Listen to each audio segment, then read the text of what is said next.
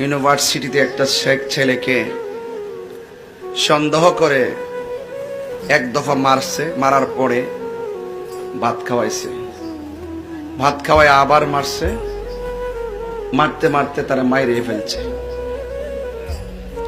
আমি এগুলার তীব্র নিন্দা জানাই। সারা বাংলাদেশের ফেসবুকে লিখতেছে, বাতি যদি খাওয়াবি মারলি কেন? আমি দেখেছি ৬ জন আসামি ধরা পড়েছে, তারা ৬ জনই ছাত্র।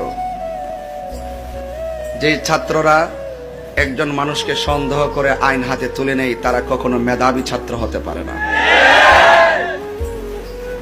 এই দেশে আইন নিজের হাতে তুলে নেবেন না।